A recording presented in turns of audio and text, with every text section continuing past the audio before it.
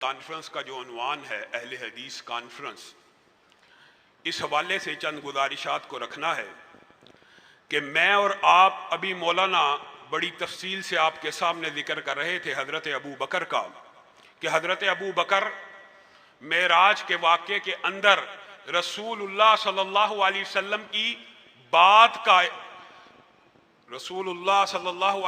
کی بات کا تصدیق کرتے ہیں، بات کو بڑا مانتے ہیں۔ میرے بھائیوں، بنیادی طور کے اوپر ابو لہب میں اور ابو بکر میں صرف ایک اسی نقطے کا فرق ہے جو بھائی یاسین بیان کر رہے تھے۔ کیا کہہ کے گئے ہیں؟ ابو لہب کو اگر کوئی سمجھتا ہے کہ رسول اللہ کی ذات کا منکر تھا، ابھی انہوں نے ایک اور گفتگو میں ایک نقطہ بیان کیا کہ کفار مکہ اور قریش مکہ بھی رسول اللہ صلی اللہ علیہ وسلم کی ذات کے بارے میں کیا کہتے تھے؟ الصادق جا رہا ہے، الامین جا رہا ہے۔ ذات کا اختلاف موجود نہیں تھا۔ اختلاف کس بات کے اوپر ہوا؟ بات کے اوپر ابو لہب نے اپنا گھر رسول اللہ کے گھر کے قریب اس طرح بنایا تھا کہ سب سے پہلے صبح اٹھتے ہی اگر میری نظر پڑے تو کس پہ پڑے؟ پیارے محمد صلی اللہ علیہ وسلم کے چہرے پر پڑے۔ آپ اس مہینے میں بہت سی روایات سنیں گے کہ نبی کریم صلی اللہ علیہ وسلم کی پیدائش کے اوپر ابو لہب نے لونڈیوں کو آزاد کیا۔ ذات کا منکر نہیں تھا، ذات کے بارے میں اختلاف نہیں تھا۔ ذات کے منکر کفار مکہ اور قریش مکہ بھی آپ کو صادق اور امین سمجھتے تھے۔ اختلاف کہاں پیدا ہوا؟ اختلاف وہاں پیدا ہوا جو واقعہ بھائی نے بیان کیا۔ امیہ بن حلف، ابو جہل آج اس زوم میں بیٹھے ہیں کہ آج ابو بکر کو پکڑ لیں گے اور ابو بکر سے پوچھیں گے کہ کوئی بندہ اگر یہ کہے کہ ایک ہی رات میں فلسطین چلا گیا، پھر 7 آسمانوں پہ چلا گیا، پھر 7 آسمانوں سے اتر آیا اور ابھی رات کا پہر باقی تھا، آج انہوں نے یہ بڑا اپنی طرف سے پتہ کھیلا۔ ابو بکر کیا یہ ممکن ہے؟ حضرت ابو بکر نے کہہ دیا یہ ممکن نہیں ہے۔ کہا پھر آپ کے صاحب محمد صلی اللہ علیہ وسلم یہ بات کہتے ہیں؟ میرے بھائیوں، آپ کا اور میرا منہج، آپ کا اور میرا عقیدہ، آج کی کانفرنس کا جو عنوان ہے، میں یہاں سے بات شروع کرتا ہوں، وہ یہ ہے۔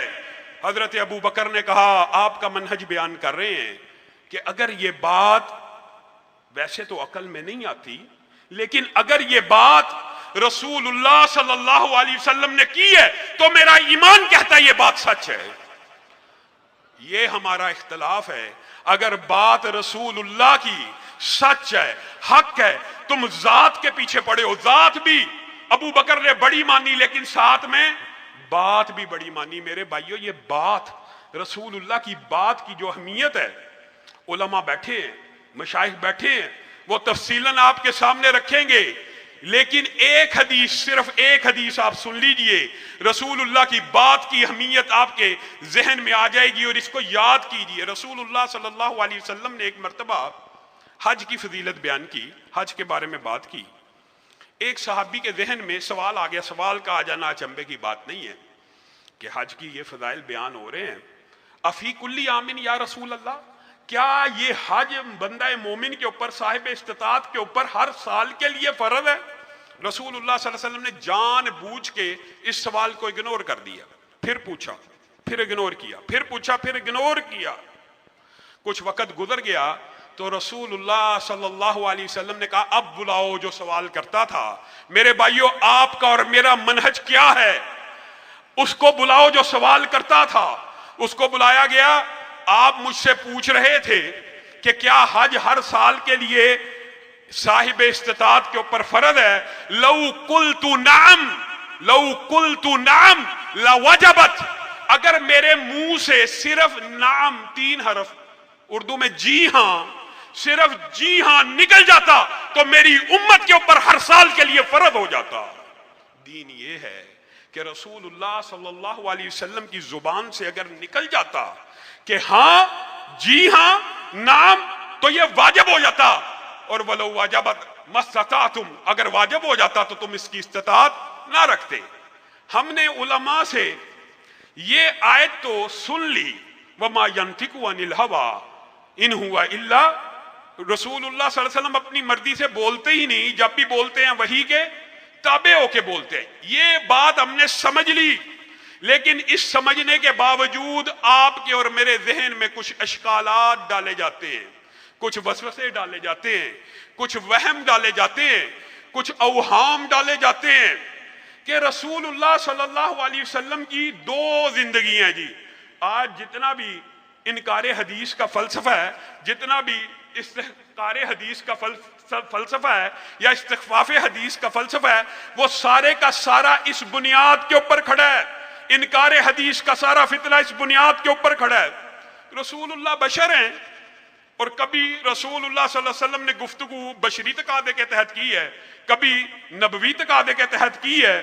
میں غامدی رسول اللہ صلی اللہ علیہ وسلم کی زندگیوں کو دو حصوں میں ڈیوائیڈ کرنا چاہتا ہوں، ایک بشری زندگی ہے، ایک نبوی زندگی ہے۔ کیجئے ڈیوائیڈ، کون فیصلہ کرے گا یہ حکم نبوی ہے، کون فیصلہ کرے گا یہ حکم بشری ہے، کون فیصلہ کرے گا؟ یہی اشکال آپ حیران رہ جائیں گے جو آج معاشرے میں حدیث کے خلاف پروپوگنڈا اور حدیث کی اہمیت اور آپ کے منہج کو نشانہ بنانے کی کوشش کرنے کے جتنے بھی طریقے ہیں، یہ وسوسے اس دور میں بھی ڈالے گئے۔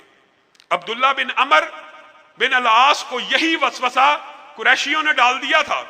رسول اللہ بشر یتکلم فی الغضب والرضا، رسول اللہ بھی بشر ہیں، کبھی خوشی میں کلام کرتے ہیں اور کبھی غصے میں کلام کرتے ہیں، اور تو ہر بات لکھ لیتا ہے۔ وہ رسول اللہ کی سب سے زیادہ حدیثیں لکھی ہوئی انہی کے پاس موجود تھی، لکھی ہوئی۔ یہ انہوں نے ان کو وسوسہ ڈال دیا تو انہوں نے لکھنا ترک کر دیا۔ رسول اللہ صلی اللہ علیہ وسلم باہر آئے، کہا عبداللہ تو پہلے لکھا کرتا تھا، اب میں دیکھ رہا ہوں تو لکھا نہیں کرتا۔ بات لمبی چوڑی ہے۔ انہوں نے کہا کہ یہ مجھے قریشیوں نے بات کہی ہے کہ آپ بشر ہیں، آپ کبھی خوشی میں ہوتے ہیں، کبھی غمی میں ہوتے ہیں، کبھی غصے میں ہوتے ہیں، تو میں ہر بات لکھ لیتا ہوں، تو اس کے بعد اس بات کے بعد میں لکھنا بند کر چکا ہوں۔ اکتب اکتب فوالذی نفسی بیدی، میرے بھائیو یہ میرا اور آپ کا منہج ہے۔ رسول اللہ صلی اللہ علیہ وسلم نے کہا لکھا کر، لکھا کر، اس ذات کی قسم جس کے ہاتھ میں محمد صلی اللہ علیہ وسلم کی جان ہے، ما یخرج منہ الا حق، اس زبان سے حق کے علاوہ کچھ نہیں نکلتا۔ یہ بات بھی سمجھ آ گئی، لیکن بات مکمل ابھی تک دماغ میں نہیں اتری۔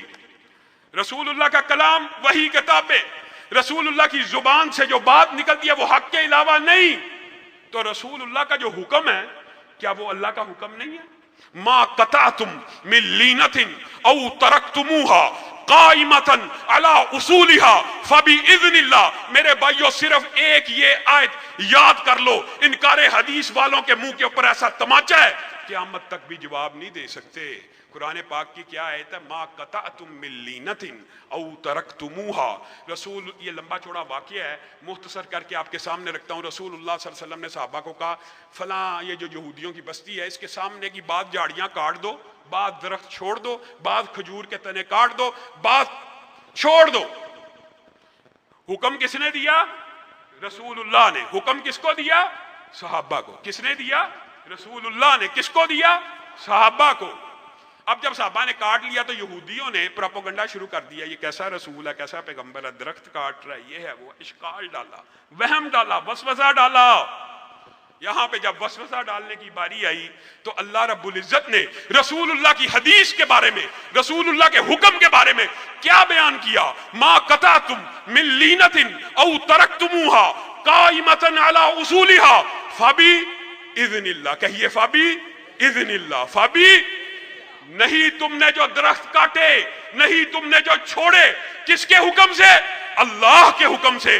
جب رسول اللہ کا حکم اللہ کا حکم ہو، جب رسول اللہ کا قول، اس کے اندر کسی باطل کی آمیزش نہیں ہو سکتی۔ جب رسول اللہ کا فرمان دین اور حجت ہو، پھر آپ کسی کی رائے، کسی کے اجتہاد، کسی کی فقاہت کو رسول اللہ کے سامنے جب پیش کرتے ہیں تو آپ کا ایمان ڈولتا نہیں۔ حضرت عمر نے ایک مرتبہ زندگی کے اندر، صلح حدیبیہ کا بڑا لمبا چوڑا واقعہ ہے، تفصیلی گفتگو آپ سے کرنی تھی، لیکن میرے بھائیوں گجرانوالہ کے اندر بھی کچھ ساتھی منتظر ہیں، وہاں بھی جا کے گفتگو کرنی ہے۔ صلح حدیبیہ کا سارا واقعہ آپ کے ذہن میں، حضرت عثمان یہ وغیرہ سارا واقعہ۔ رسول اللہ صلی اللہ علیہ وسلم نے صلح کر لی۔ صلح کرنے کے بعد حضرت عمر رسول اللہ صلی اللہ علیہ وسلم کی بارگاہ میں آ گئے کہ آپ نے یہ کیسی شرائط پہ صلح کی ہے؟ کیا ہم حق پہ نہیں ہیں؟ حق پہ. کیا وہ باطل نہیں ہے؟ باطل ہے. تو پھر اللہ کے رسول مفہوم یہ ہے کہ آپ نے ایسی شرائط، عمرہ کرنے آئے اگلے سال آئے، قیدی آزاد ہو واپس کر دیا جائے، کوئی آئے تو اس کو واپس کیا جائے وغیرہ، یہ ساری شرائط آپ کے ذہن میں ہوں گی. ایک دفعہ زندگی میں حضرت عمر نے اپنی رائے کو رسول اللہ کی بارگاہ میں پیش کیا. رسول اللہ صلی اللہ علیہ وسلم نے کیا جواب دیا؟ انی رسول اللہ، میں اللہ کا رسول ہوں. حضرت عمر کہتے ہیں پھر عمر بیت گئی، پھر زندگی کے ماہ و سال بیت گئے، پھر زندگی نے اس کے بعد بڑی لمبا عرصہ وفا کی. اللہ کی قسم نیکیاں کرتا رہا، جہاد کرتا رہا، صدقہ دیتا رہا، صرف اس ایک وجہ سے کہ اس دن رسول اللہ کے سامنے جو اپنی رائے پیش کر دی ہے، اللہ میری یہ خطا معاف کر دے. آپ رائے کی بات کرتے ہیں، آپ پورے کے پورے فتوے دے دیں حدیث رسول کے خلاف، آپ رسول اللہ کی حدیث کو کچھ نہ سمجھیں، ایمان ضائع نہیں ہوتا. اور نبی کے صحابہ کا جو فتویٰ ہے، حضرت حذیفہ بن یمان کا آپ کو میں فتویٰ سناؤں، آپ حیران رہ جائیں گے. حلاد بن رافع ایک مرتبہ رسول اللہ کی بارگاہ میں آئے، سلام پیش کیا، پہلے 2 رکعت مسجد کی جو نماز ہوتی ہے مسجد میں آئے، نماز پڑھی، نماز پڑھنے کے بعد سلام کیا. رسول اللہ نے کہا ارجع فصلی فإنک لم تصلی، واپس لوٹ جا، واپس لوٹ جا، تو نے نماز نہیں پڑھی. پھر پڑھی، پھر کہا واپس لوٹ جا، تو نے نماز نہیں پڑھی. پھر پڑھی، متعدد مرتبہ ہوا. خلاد کہنے لگے اللہ کے رسول مجھے اس سے بہتر آتی ہی نہیں ہے، مجھے بتا دیجئے کہ کیسے پڑھنی ہے. رسول اللہ صلی اللہ علیہ وسلم نے کہا جب تو رکوع کرے اطمینان کیا کر، جب تو سجدہ کرے اطمینان کیا کر. رسول اللہ صلی اللہ علیہ وسلم کو خلاد بن رافع کی عیب دار نماز قبول نہیں ہے. میں اور آپ ابھی قربانی کچھ عرصہ پہلے گزری ہے، ہماری مسجد میں کوئی بھی نمازی آئے نا، یار نماز تے پڑھ دے نا، مولوی حاجی صاحب نماز پڑھ دینے پڑھن دیو، مولوی صاحب نماز پڑھ دینے پڑھن دیو، یار تسی حدیثاں لے آن دیو، انہوں نماز تے پڑھن دیو. یہ بات عام ہے کہ نہیں؟ نماز جیسے پڑھتا ہے پڑھ لو. ایمانداری سے بتاؤ، اگر قربانی کے ایام میں کوئی بندہ جانور لے کے آپ کے سامنے آئے، اس کی ٹانگ کٹی ہو، اس کا سینگ ٹوٹا ہو، اس کی ٹانگ کٹی ہو، اس کا سینگ ٹوٹا ہو، عیب نظر آ رہا ہوگے، آپ کہیں گے یار حاجی صاحب چلو قربانی تے کارے نے کرن دیو؟ کہو گے کی کہو گے؟ عیب دار قربانی ہے، عیب دار قربانی ہے، یہ قربانی قبول نہیں ہوگی. عیب دار قربانی تو قبول نہیں، لیکن زندگی بیت جائے، عیب دار نمازیں قبول ہیں. رسول اللہ کی حدیث کے خلاف پڑھی جانے والی نمازیں قبول ہیں. حذیفہ بن یمان کے سامنے اسی طرح ایک شخص آیا، اس نے نماز کو ادا کیا.